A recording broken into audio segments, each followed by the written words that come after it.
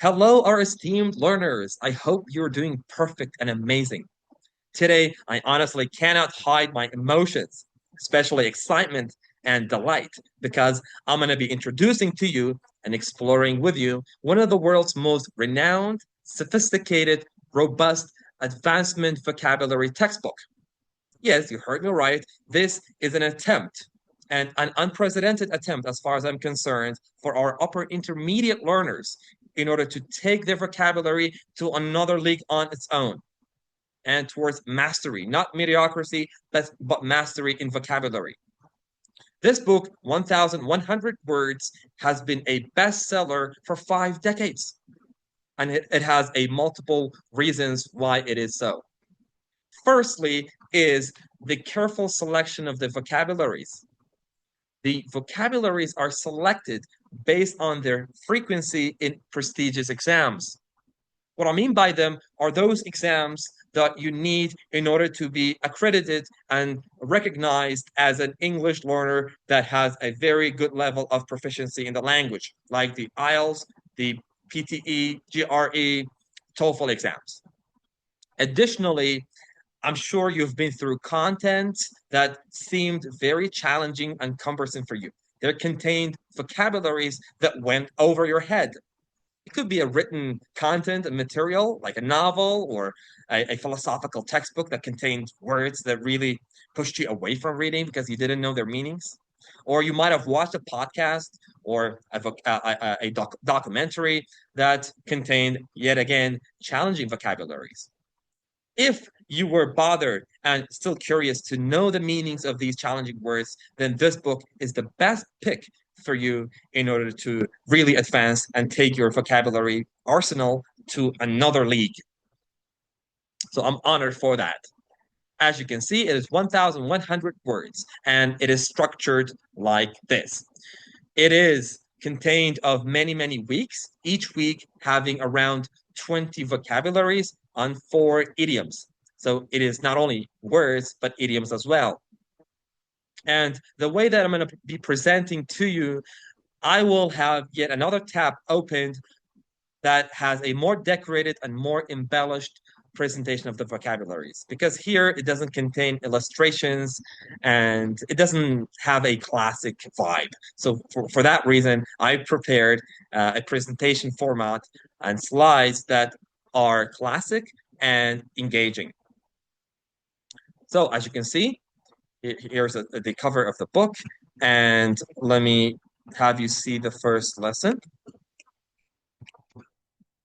or the first day. As I said, they're organized and structured into weeks and days.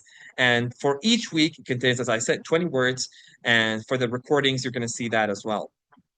Now, my presentation or my expectations for you are we will cover the pronunciation of the vocabularies and the idioms first. Then we go through their meanings in the decorated presentation slides. Then we go back to the passages because words are best taught and learned through context, contextual learning, and not isolatedly. So you're not going to have your vocabularies covered just through rote memorization. No, you'll need to see them in context, within a story, within a context. Okay, and then when we go back and read through the passage and encountering the words again, we will have some exercises to do, especially the matchings here. And then we do the idiom, and then we go through into another lesson, another day. And by the end of the recording, in the Telegram channel, you're going to have materials and exercises to do in order to better sink in what you have already learned. Okay, perfect. Let us read it and dive right into it. Voracious, indiscriminate, imminent, steeped, replete. Okay, advanced words in a cozy manner presented. Classic manner, I would say. All right, our first word is voracious. It is an adjective. Obviously, it is as you can see, ternahorid is not necessarily for food. It is when you have a lot of desire that is insatiable, that cannot be quenched, that cannot be satisfied. It could be for knowledge, it could be for food, it could be for any other strong desire that is insatiable. He had a voracious desire for adventure novels and finished 3 books in a week. Are you a voracious reader? Please provide examples and make your own examples. Otherwise, it's going to slip in your mind and you're not going to remember them. You can pause now and provide your example. What are you voracious of or voracious in something? Okay. Then the other word is, sorry, it is indiscriminate. Indiscriminate means haramaki, when something is done at random or without careful judgment. Imagine a teacher is favoring certain students and indiscriminately favoring them, means for no apparent reason, for no justified reason. Or we see police officers shooting into a crowd indiscriminately, right? There's no, there's no careful selection of the issue. The indiscriminate firing of employees caused confusion and fear in the company. Yes, the employees are, indiscriminately fired. Have you ever done something indiscriminately? Use it in the context. The other word, please repeat after me, is eminent. It is not imminent, it is like education. Eminent. What a now that. Famous and respected within a particular profession or area. Renowned. The eminent scientist received an award for her groundbreaking research. When a person finds a discovery, right, that person gets eminence in society and worldwide, right? Eminence is the noun. Eminent. Next time, use it instead of famous. Steeped. Nukumbit. Okay? Completely filled with a particular quality or influence, immersed. The town is steeped, not literally or physically, but metaphorically and symbolically. Steeped in history and tradition. Imagine a town that is historical, a city that is historical, like Cairo, is steeped in history and tradition and architecture. In your own country, in Kurdistan, let's say, or if you're abroad, is your town or city steeped in any historical artifact? And use it. Okay, we have replete, that is fully or abundantly supplied or filled, well stocked, overflowing, packed. So we can say the report, instead of saying was full or filled with errors, we can say replete. With errors that could have been avoided. Could have been avoided. Okay, let's go to the idiom. Today's idiom is eat humble pie, means to admit your error and apologize. Something that's very hard for humans to do. Example, after his candidate, not candidate, candidate had lost the election, past perfect, the boastful campaign manager had to eat humble pie. Imagine you are so adamant and arrogant about something, but one day you have to eat the humble pie. Humble, humility, right? Down to earthness. Hakibun. Let's go to the passage.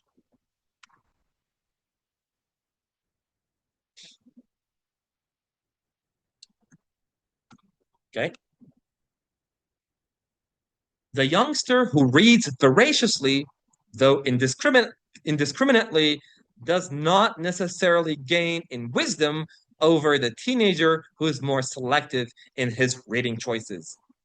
A student who has read the life story of every eminent athlete of the 20th century, or one who has steeped herself in every social protest novel she can get her hands on, may very well be learning all there is to know in a narrow area. But books are replete, filled with so many wonders that it is often discouraging to see bright young people limit their own experiences. Did you see them in context? Do you understand it better? I hope you do. That's how it is supposedly working. Okay, let's have 5 seconds for each vocabulary because one of my intentions is for you to really do the job done, get the job done within the class time. Okay, that's why I go through them again and again in different through different mediums and means. Okay, voracious, you have 5 seconds to answer. 4, 5. Yes, did you get it right? Desiring or consuming great quantities? Yes. Okay, let's go to indiscriminate. What do you think it is? 5 seconds. 4, I think with 3, 4, 5. Was it C? Perfect. Random, choosing at random. Eminent. 3, 4, 5. Yes, it is E. Oh, am I mistaken? I was kidding. It is A, of high reputation, outstanding. We have steeped, okay? Steeped in something. Do you think it is completely filled or supplied with? Or soaked, drenched, saturated? It is E, soaked. Replete. Okay, well, so B is left, completely filled or supplied with. I hope we got them all right. And here's the idiom we had, eat humble pie. Okay, so we have day 2. Let's go through the words. Abound. Technology. This one is easy. Prognosticate. Abode. Automaton. Okay.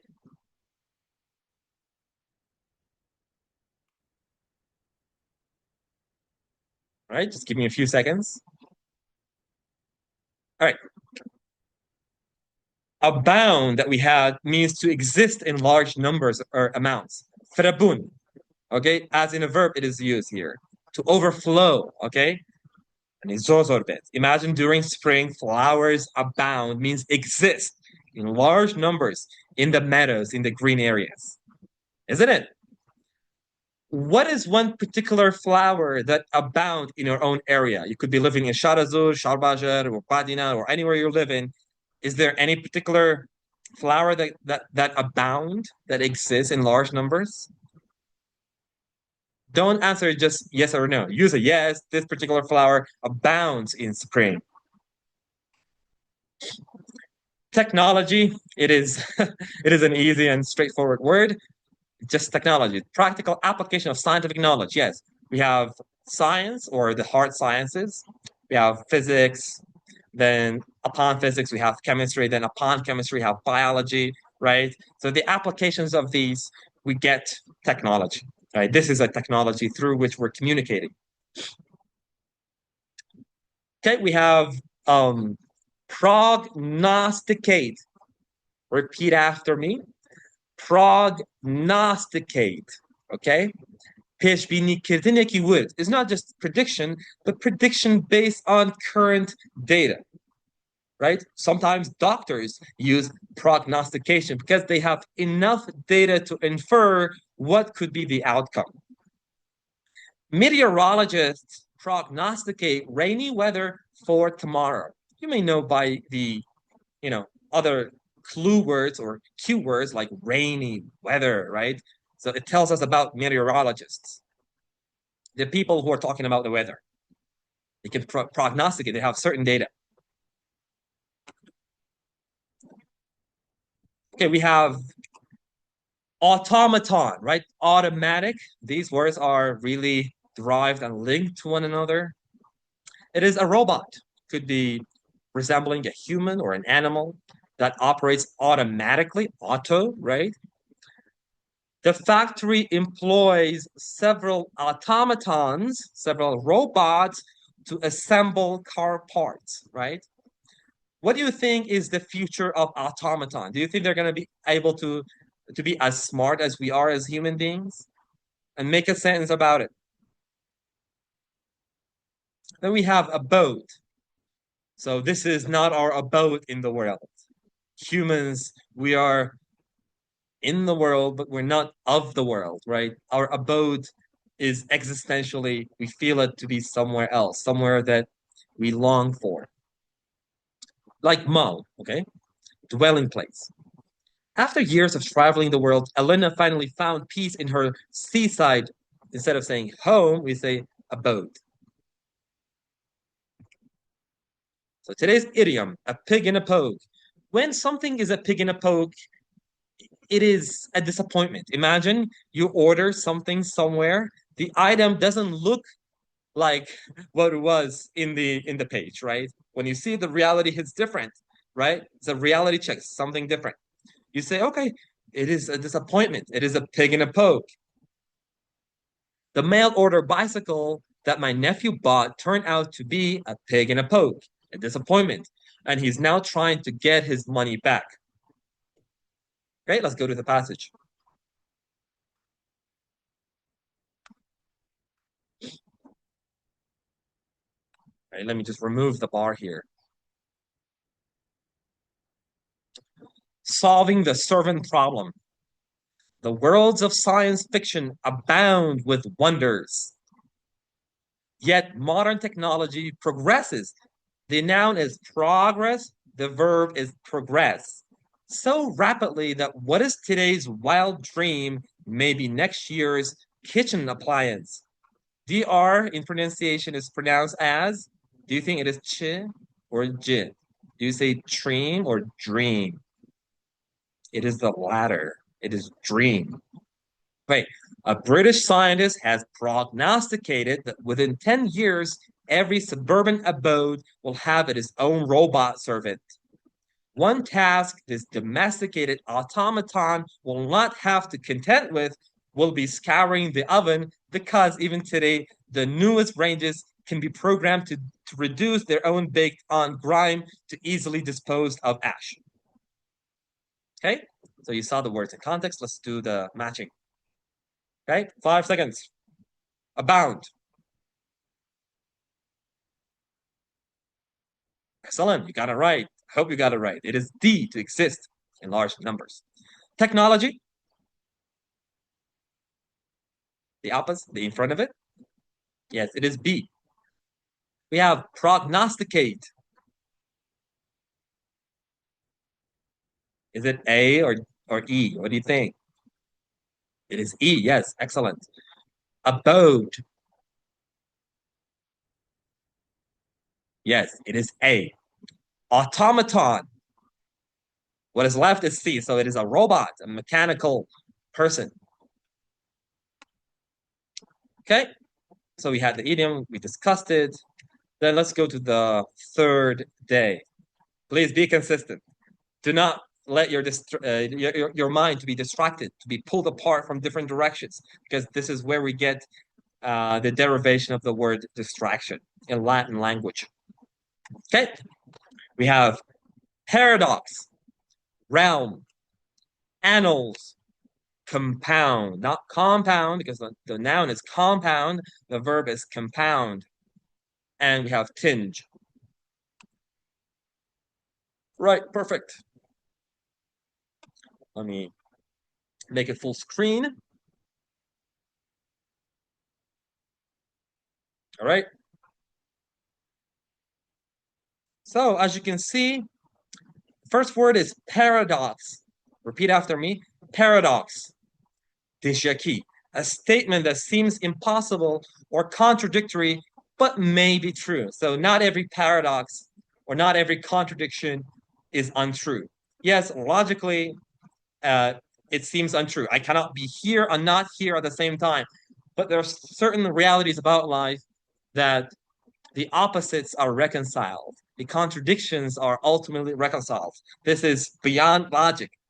We cannot affirm it given the conceptual categories, but it could be. But generally, in day-to-day life, things that are paradoxical are untrue. Contradiction. Can you ever think of a squared circle? Can it be true that a circle is squared? The definition's mismatch is a paradox. or God creating something bigger than God, right? Just a paradoxical example. It is a paradox that the more you learn, the more you realize how little you know. Yes, although it is true. Imagine the more you know, the more you know that you don't know. You don't know, right? The more you feel your ignorance given the infinite river of knowledge. Then we have realm. The pronunciation is really crucial. Realm, buar, or pantai. Okay, so buar, it could be any branch of knowledge or any discipline. A domain, maybe your realm of inquiry could be biology or any other science. Okay, let's look at the example. In the realm of science, discoveries happen every day. The body ilm, okay? Or we have in this realm, or we have other realms than this realm, okay? وقتا پانتای جواستر من هي. أخو شانشين, okay? That's not mentioned here is shanashin. In another realm, the shanashin maybe there are aliens, right?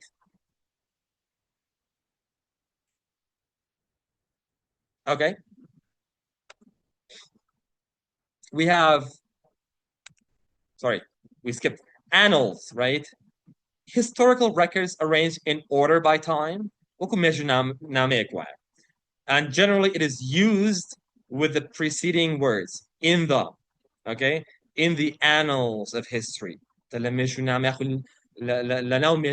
so for example, you say you will be remembered in the annals of history as a great intellectual figure, or as a great mom, as a great father, as a great leader in the annals of history. Okay, make your own example. Who do you think is has been your favorite person in the annals of history? Is it a scientist, a prophet, a historian? What could it? Who could it be? Then we have compound. As I said, it's not calm. It is compound. Means to make something worse by adding to it. Worsen. His rude comments only compounded the situation. Have you ever compounded a situation thinking that you're going to make it better? Say the example to yourself and hear yourself using the vocabulary. Then we have tinge, means come, a slight amount of color, feeling, or quality. There was a tinge of sadness in her smile. Is there any tinge of sadness, excitement, eagerness in your facial expression right now? Tinge a little bit. Okay, we have the idiom, a flash in the pan means promising at the start, but then disappointing. Imagine a player, right? Playing for a team in the beginning, they seem to be they're very promising, but at the end they turned out to be a hoax, a disappointment, a flash in the pan. I mean, for my understanding, Eden Hazard, um, he was a flash in the pan when he came to play for Real Madrid. For those of you who are interested in football, right? In the beginning, he was a very promising player, but then because of his inability to restrain his gluttony, he really spoiled it. He ruined our expectations. It turned out to be a flash in the pan. Okay, let's go to the passage. Okay, all right.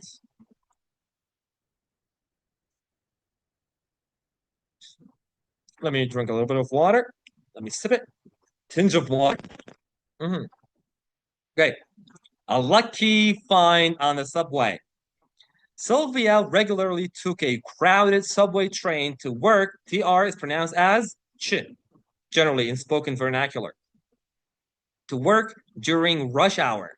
So she found it to be a paradox one hot, steamy Tuesday to easily find a seat in a car that was nearly empty. She wondered how, in the realm of possibility, in the domain of possibilities, this could be. How often in the annals of the subway history had there been such a fortunate occurrence? To compound the puzzle, looking out the window, she could see many commuters, people who are coming and going, busily racing on the platform to fill other cars. It was not until she saw the sign on the door that she realized with a tinge of resignation why she had been so lucky this morning. We apologize, but the air conditioning is not working in the car, in this car. Okay? Let us sink it in better with the matching. Paradox. 5 seconds. Go for it.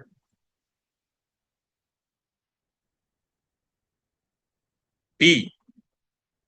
Realm.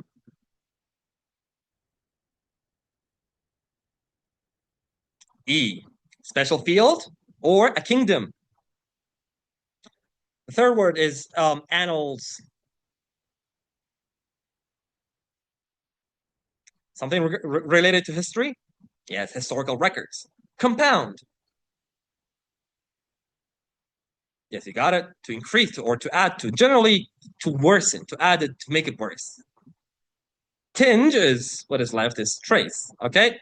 Let's go to the last bunch of words. We've come very good thus far. Okay? Let us pronounce it together. Please be focused. Don't let it be distracted. Badger. Implore. Drudgery. Interminable. Perceive. Alrighty.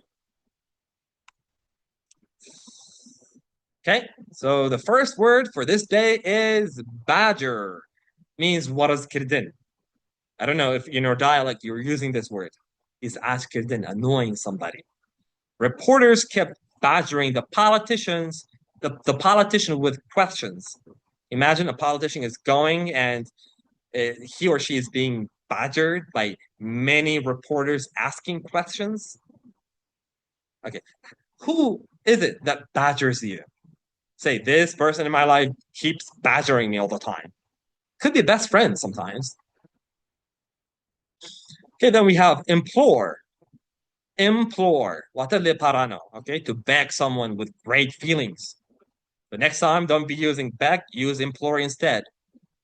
She implored him to stay one more day. Okay, we have drudgery. Drudgery, okay, means hard, boring, monotonous, tiring. Cleaning the house every day feels like drudgery. I mean, for me, what feels like drudgery? I could be sometimes, doing houseworks, household chores and stuff. Sometimes it's drudgery. I am more at home when I'm outside of the home working, in terms of working. Okay, outside work is more touching and closer to me. It's not drudgery that much. Generally, for every man, it is like that. We're not good at household chores. Okay, is it a drudgery for you to be cleaning the house or to be working outside, or both?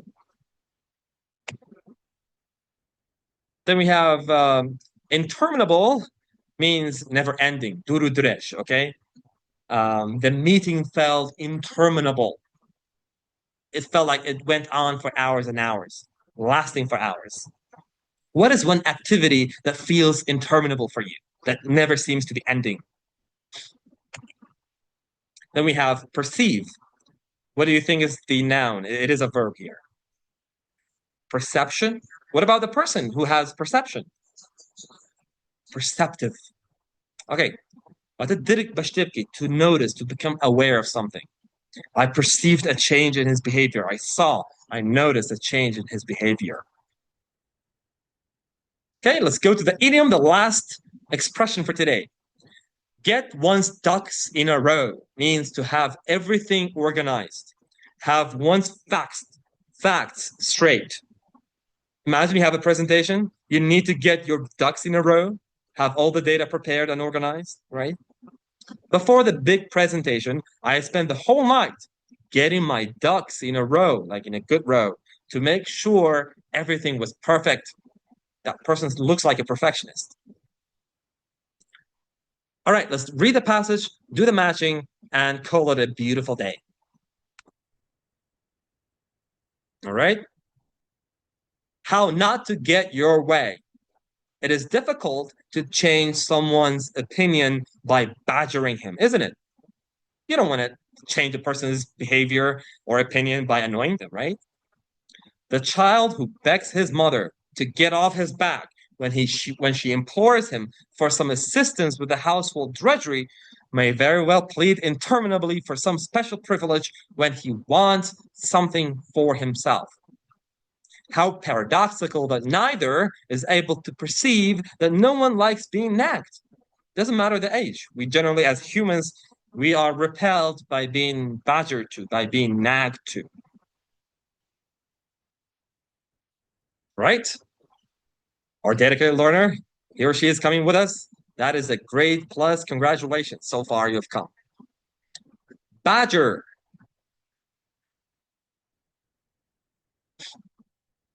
What is it? We said to annoy somebody, to pester, to nag, right? Implore. What do you think it means? Implore. To beg. Which one do you think means begging? Do you think it's plead? Yes, it is plead. Drudgery. It is A, unpleasant, dull, or hard work. Interminable. Unending. Perceived. To understand, to know something. Okay, thank you so much.